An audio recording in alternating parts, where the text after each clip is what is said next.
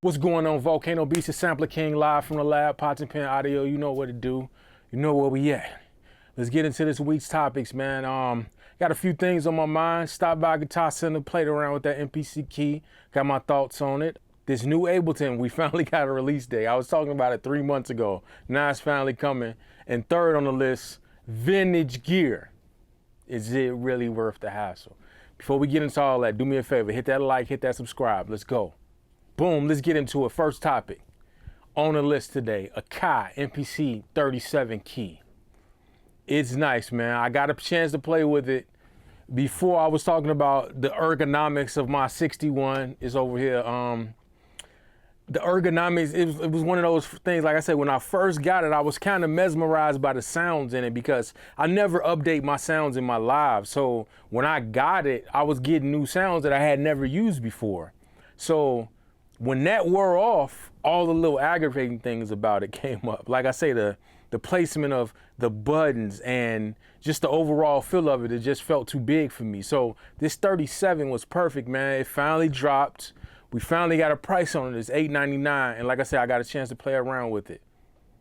It's actually perfect, man. I got me thinking I want to sell my 61 because it'd be stupid to have two keys, in my opinion. I don't have two MPCs of the new generation either, so don't jump down my throat because everybody know me, I collect MPCs, but I'm starting to get rid of like redundant ones anyway. So for me to cop another one of the new generation will be kind of dumb to me, and for me to get another MPC key would be kind of dumb to me. So I'm gonna keep the 61 for now, but in the future I may get rid of it and grab the 37 key because, like I say, the ergonomics on it, man, just make it feel. That was kind of the reason I started messing with the 61 because it just had a different feel. And now when you streamline that feel, that's what makes this one nice. Yeah, it feels good. For somebody like me who's not a real player, all I'm doing is putting in some chords once in a while, playing some lead, playing some bass, so I don't need the extra octaves on the keyboard. The only thing I'm gonna miss that was dope on the 61 is the strip. It was dope to have that little strip on there, especially when you like trying to formulate making beats, because nowadays when we making tracks, we're not just thinking about the track itself, we're thinking about how it's gonna evolve, how we're gonna put breakdowns in and all that, how we're gonna break it up and make it sound better, or in our mind sound better. So having that little strip right there to play around with different effects on your beat to like spark some ideas was dope. So that's the only thing I'm hating on. It lost the strip. But everything else felt good, man. It felt real good. I wish it came out be first. It's on $8.99, but as you know, I bought mine for like $9.50, like brand new, from in the box from Akai. Like I got one of the best deals you can get, man, because it was like $18.99 at the time I bought mine. It was before they dropped it down to $14.99. So I don't know if it was a dealer on Reverb that had to just get rid of some freight. I don't know, or sometimes I noticed this too from my time working at Guitar Center. Smaller dealers, they gotta move product. So that's why we can always get deals on like recording equipment. This is just a like game for you. Smaller dealers, smaller stores, a lot of times for them to stay a provider or a client of that company, they gotta move a certain amount of work, move whatever, well, I said work, move a certain amount of products that month, per month, on a month basis. So that's why it's companies like JBL that's notorious.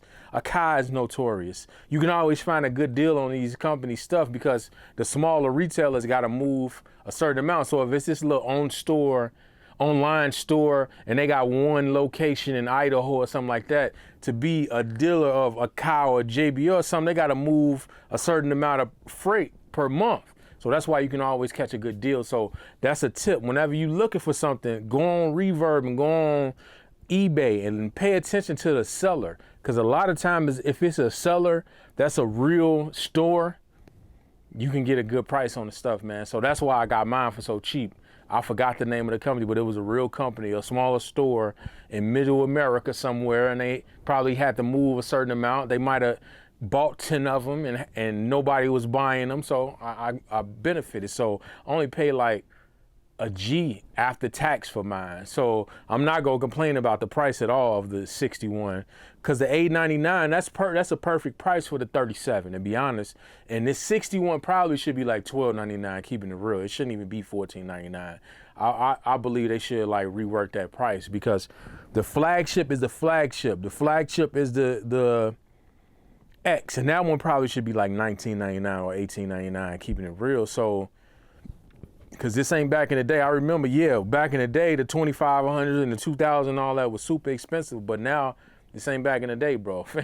And it's the same processor and the same motherboard and all that y'all been giving us for almost like 7-8 years now. It's been, wow. The 1000 came, I mean, not 1000. I always say the 1000 when I'm talking about the Live. The Live came out 5-6 years ago. You know what I'm saying? So, this literally the same, almost the same I wouldn't say firmware, but it's the same build on Linux. You know what I'm saying? It's not like they did anything crazy. That's why I don't have a Live 2. I still got my Live 1 because of that reason. But yeah, back to the topic itself. The keys felt good, the pads felt good. The buttons, like the placement, they can only do so much. It didn't feel as good as like a 1, because the 1, in my opinion, got the best button placement. That's including the big boy. The 1 probably got the best button placement, in my opinion. Other than the 1, yeah, you can't really compete with the 1, because it's a compact, all the pads here, all the buttons here is perfect. But aside from the 1, yeah, the button placement is better than my Live, so I can't say none. So yeah, this MPC Key is definitely, it almost take the crown. The 1 is right there with the 1. 1 is pound for pound the best piece of gear you can buy, in my opinion, out here. The MPC probably surpassed it. MPC Key 37 might surpass it. It's only a couple of connection things that I don't like on it, because I think they should have gave us the ability to put a hard drive in it, man, and they didn't. So that's the only thing that's my only gripe with the MPC Key 37, that you can't put a hard drive in it, because the point of the hard drive thing, the reason the hard drive thing is so important to me, I put a 256 in my Live when I got it. I'm still using the same hard drive. Like, it's been 5-6 years now, so I get paranoid. I'm about to change my drive out just for the sake of paranoia, like a hard drive. But far as like me running out of space, you got to remember, the thing is intelligent. Whenever you pull up a drum kit, it's not going to save the same drum kit again when you just save. Like, now, if you make a new folder and do all that, it'll save the same drum kit. But if I pull up, let's say I got a Cook and Soul drum kit that I like using, which it is in real life. I love one of his drum kits. I use it all the time. I'll be pulling his drum kit up, and I might have pulled that up. Like, I might have got it in 4 or 5 months ago and used it for like 3 months on all my beats. It's not gonna save that kit again every time I save, because I save by the day. So when I'm working, like, let's say today's date, whatever today's date is, let's say February 3rd, I'm just gonna save today's date. So if I make 6 beats today, this all off the same sound. So basically, I'm getting at, when you put one hard drive in your machines, you don't really have to keep changing the hard drives. And this has been the case forever. Like, since the MPC 1000 days, when we used to put the little hard drive in it, I put a little 128 in there and never have to change it again. So I hate that they didn't give us that ability to just to put a hard drive in here and never have to think about it again until it's time to get paranoid and just change the hard drive. So that's my only gripe with the MPC Key 37, is the fact that you can't that they didn't give us the option to put a hard drive in it. And it's got a SD. SD is not the same as a hard drive, in my opinion. If it's internal and it can't be removed, then that's different. But any removable media, it increases the potential of you losing it or breaking it. Any type of removable media, I don't care if it's a zip drive, you can frisbee those things and pick them back up and just work them.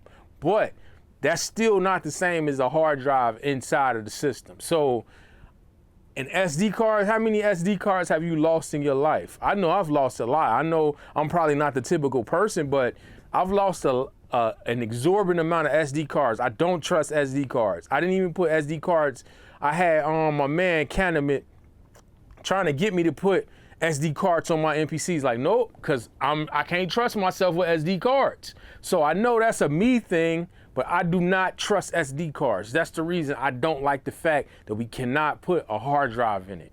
I like the fact that the sounds that come built in, because these things never work on my live. Even the things I buy and put on there, they never work right. They only work right on the ones that the firmware is built and they come with it. I don't care what Akai says. I don't care what nobody on the internet say.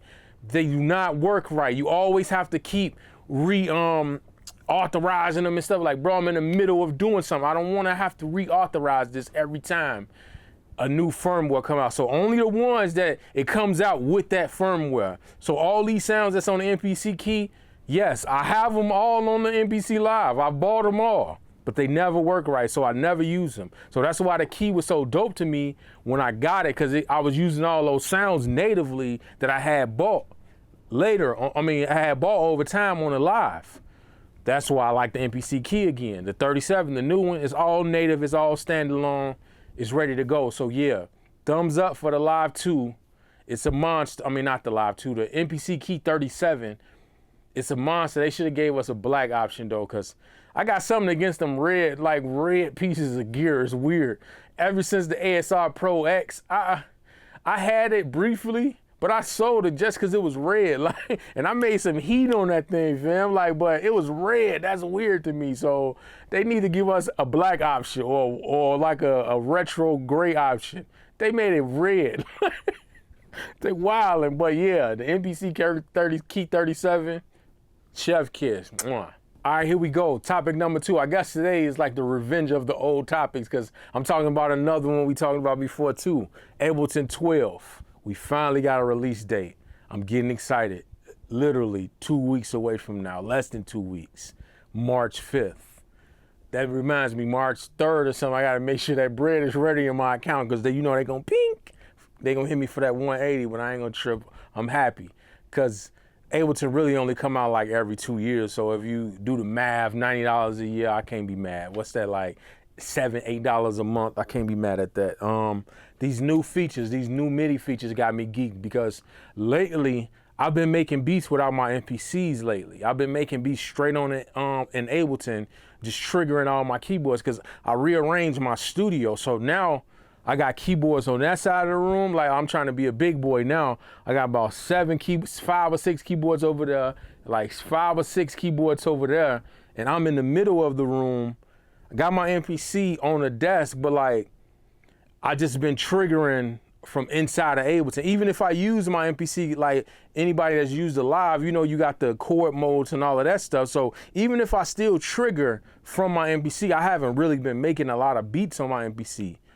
I've been making a lot of beats in Ableton, just directly in there. So these little new MIDI features they got coming are gonna be definitely welcome, because I ran into some things I was going through these last couple weeks, and I was like, why can't I do that?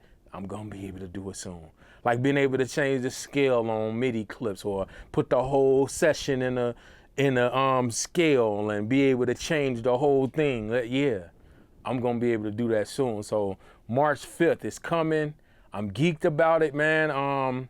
This one of the last update, it was I wasn't really too excited about it, because they changed a lot of stuff that I didn't use. Like me personally, Ableton is like the beat making machine for me. It's the total beat creation, production. So they changed a lot of mixing and stuff. Like, it didn't matter to me. Like they finally put comping in and stuff like that. Like, I don't record in Ableton like that, so that didn't matter. So it was a few things they put in the last one that it didn't excite me like that. But this one, since everything I do is record MIDI and creation inside of it, these little new features they put inside of there is gonna be top notch for me. And they got a little distortion engine is new. Hopefully that gives me some more tones that I could work with. So yeah, this new Ableton is coming March 5th. I can't wait till it get here, man. I'm excited. I already know like 10 different ways I'm gonna use the new features, because that's another thing too. I'm still discovering old new features, because I didn't use a lot of that stuff from the last version, a lot of the new stuff. So I'm discovering old new features every day. So yeah, that's it, yeah. Ableton 12, March 5th. It's coming. All right, my last topic today. It's a push button topic, man. Vintage gear. Mainly for me, synths and like drum machines. Even like some hardware too. Is it worth the hassle? The reason I'm going through this, 'cause obviously everything is personal. I'm going through asking this because right now I got a Moog Prodigy in the shop right now. I went and got myself a Model D reissue 2016. I got one. I got a Prophet reissue. We're gonna call that the 2018, I guess, the 2019, whatever year that came out. I got a Prophet 5 reissue. I'm saving up for a Rossum SP1200 reissue. But I also got old versions of those same things. Was it even worth it for me to be dealing with these old vintage synths? They always gotta go to the shop. It's always something on them not working right. Even though sometimes that kind of contributes to the sound and the tone.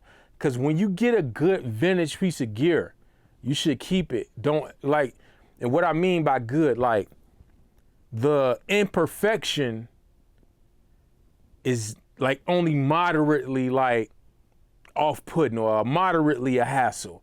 If it's just a small hassle and it helps the sound, keep it. I had a Moog Rogue. The LFO was wobbly, it wasn't on point, but I could not replicate those synth sounds I got out of that from anything. And I'ma tell you, I'm not bragging, dog, I've used every synthesizer since I sold that thing. If I told y'all how many synths I bought and sold in the last 3 years, like it'll blow y'all mind. Like I probably bought. I mean, I done had a CS, man, briefly. I bought it. I didn't even film it because I knew how fast I was going to get rid of it. It was a dude selling one for cheap. I bought it and just resold it. I've had all type, not 80, CS 50. Let me make sure you know I'm not talking about an 80. I'm talking about a 50. So I've bought and sold a lot of keyboards in these last couple years. When you grab something, and I've noticed this, when you get a keyboard that got slight imperfections that contribute to the sound, you can't get that again. I get that part of it. But is it worth the hassle going through all these things to find those good synths that's gonna be in your library and you're gonna keep forever? Because so let's put it to you like this. I bought and sold 30 of them and I'm talking about one. So was it worth it going through those 25, 30 for that one? All the time that I wasn't creating, all the time that I was testing and not like being productive in my eyes. It was productive because I sampled everything. I got everything on my hard drives inside of my MPCs as patches. So I benefited from getting all that stuff. But far as like I say, when it comes to like the Prodigy, like I had the Prodigy and the Model D reissue. Even though the reissue is a bigger boy, I get it. They do not sound like the Model D is just not better. What I mean by that is like, we'll automatically say, oh, it's the Model D is better. Nah, there's some things I was doing on the Prodigy that sounds better. Because the Prodigy is actually from the 70s. My Model D is only like 5, 6 years old, 8 years old. That's what I mean. Is it worth the hassles? Like, it's in the shop right now. It's probably gonna cost me like $600-700 to fix the problem with it. I'm having scaling and tuning issues on it. So I get it in tune. This scale works, this scale don't work, and then the pitch bend, if I touch the pitch bend, the whole keyboard just go out of the tune. So is that worth it for me to, it's like the dude, like, I hate referencing this movie, man, like The Notebook. The dude sit there all day so his wife can come back for 30 seconds. That's how I feel with the Prodigy. Like, I sit there playing with it for hours just to get it to work right. For one lead line, then it starts acting funny again. So is that worth it? That's basically what, like this, it's almost a rhetorical question. It's like I'm treating the camera like a mirror. Is this worth it? Is this $600 every 6 months on one of these keyboards or drum machines worth it? Because I got about 3 or 4 things that need to be fixed right now. Just cause, not because I dropped it, not because it just acted funny, like no, just cause. Like my tom. My sequential tom, I love the sounds that come out of it. But now all the past is just double triggering. It makes it aggravating to even use. My 3000 starting to do it too. Just for no reason. Just because the pieces of gear are 30, 40 years old. The sequential time is almost 40. Next year to be 40 years old. The MPC 3000 is 30 this year. You feel what I'm saying? They came out in 94. So just because they old, I'm having issues on them. Is it worth it?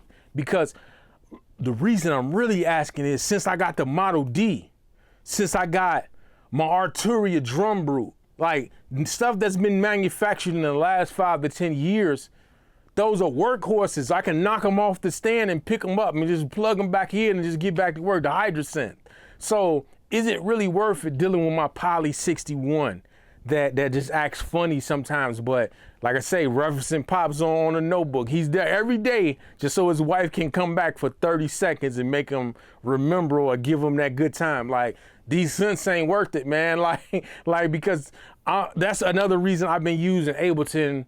With the last topic, I've been using Ableton more primarily because I've been using a lot of when I redid my studio, it made me think about all the stuff that I want in the future.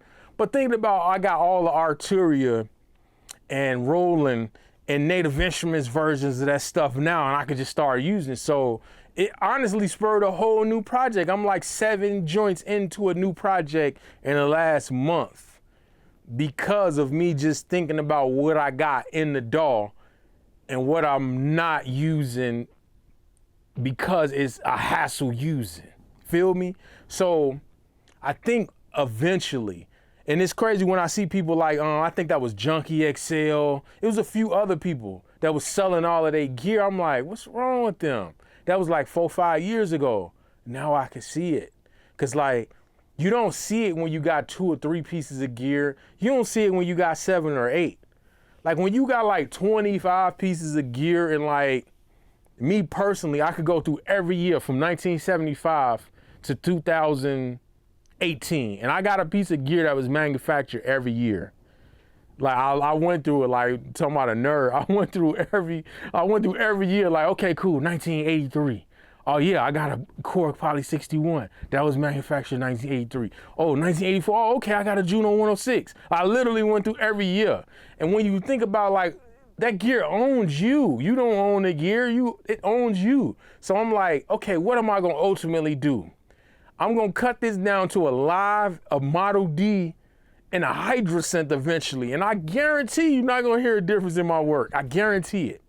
So it makes me think like, man, should I really start working on that? Because what really made me think about it is I got an SP12 this year. You know, I feel good. I finally got the holy grail. I got an SP12. But I had the Isla S2400. And I'm sitting up here making beats on both. I'm like, is this one really worth all the extra hassle I'm going through to make beats? From just a little bit of like vintage tone I'm getting from this SB12 compared to this Isla that I can make a whole album on. Is it really worth it? Feel me? So like, yeah, I'm just coming to that point where, yeah, like, obviously I'm making money off what I'm doing because I'm buying this gear. Like, I don't like, I'm not a like stockbroker or a teacher. No, I make money off microphones and compressors and drum machines. Like, this is my profession. So that's not the case. It's not about me like wanting to save money because, as you know, Uncle Samuel on his bread anyway. I'd rather buy a SB12 than give it to our Uncle Samuel anyway. So it's not about me buying it. It's about that damn SB12 owns me now. It's the joke when they say like an alien come down to Earth. They think the dogs rule everything because we walk behind them picking up shit, right? That's how I feel with that gear. Like, you walk in the room, like, you almost got a light on your shit. Like, I was thinking about that, like, my SP12, I'm gonna put a light on it. Like, what? It's just a piece of gear. Like, you supposed to be using that. So, I fight with that back and forth. Is this vintage gear worth the hassle? Like, it's little quirky stuff on there that I never expected on the 12. Like, I didn't know you couldn't listen to what you were sampling while you were sampling it. You have to have a DJ mixer to do this, to use this drum machine. And what can I say? Like, on one hand, like, I'd be like, damn, that was a stupid idea, but The earliest piece of gear I had used like that samples was like a MPC 60. It came out after. So obviously people was crying about it and they fixed it. They was like, we gonna make sure that you can hear when you sampling in. So obviously it is not a thing where like, man, that's stupid. No, it's just something they probably didn't even think about before. So yeah, it's just like little stuff like I say, that SP12 made me really think like, okay, I got a good deal on it. I got a phenomenal deal on it. Almost the price of an Isla. Like if you buy a brand new Isla, only pay like $300 more and got a museum quality SP12. I'm not gonna complain about that. It was money I had to get rid of anyway. It was the end of last year. I got me a SP12. But you hear me saying I'm gonna save up and give me a Rossum though, just cause. But yeah, man, like, but would that be, I could probably sell my SP12 and just get a Rossum though. And the Rossum is new and I'm not gonna have to deal with any quirky stuff. That's the whole point. That's the point of my rant. The point is it worth all the quirky stuff you gotta deal with when you could just buy new gear? A Model D, like you get a vintage Prophet 5, $12,000. Okay, cool, a Moog 1, it costs you $10,000. So you telling me all the quirky little problems that you may have with that Prophet, that it probably wouldn't be worth it to buy just the super synth of now compared to, cause I get it. Like some of us, we like working on the computer, some of us don't. So I'm not gonna get into that, is analog better than digital? No, I'm not getting into that, cause I love both. I'm getting into, is it worth it to just buy a super synth that was manufactured in the last 10 years compared to something that was manufactured 40 years ago? Is that little bit of tone that you're getting worth it?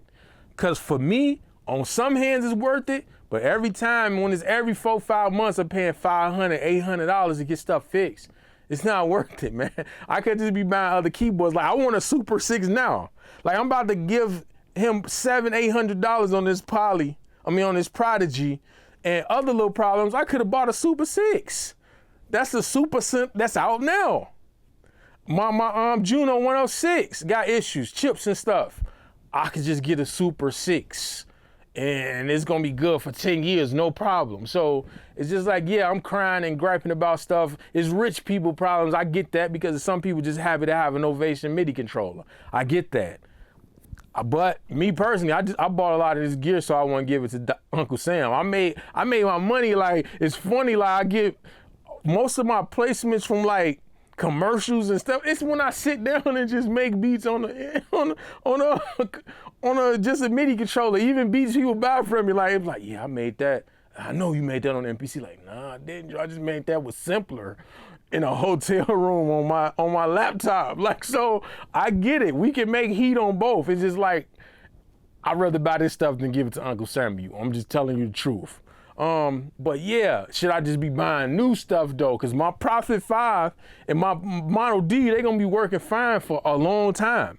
But a lot of people wouldn't have done it. They'd be like, man, you should buy the vintage one. Don't buy the upgraded one. So yeah, that started to like really bother me. Cause like I said, I just literally just talked to the tech about my Prodigy a few minutes ago. That's probably why it's on my mind. Like, yeah, I gotta see. Like, man, it's like you just got the gas tank, the engine running. Like you just got to just charge me whatever, y'all. You got my keyboard, you know I want it. What it's gonna cost me? My arm or my leg or a piece of both? Which one? So yeah, that's my topics this week, my gripes, I guess. So before you get out of here though, hit me up on YouTube, man. Hit me up on Instagram, The Sampler King. The Sampler King on Instagram. Follow me on here, YouTube. Hit that button below. Keep rocking with me. Peace.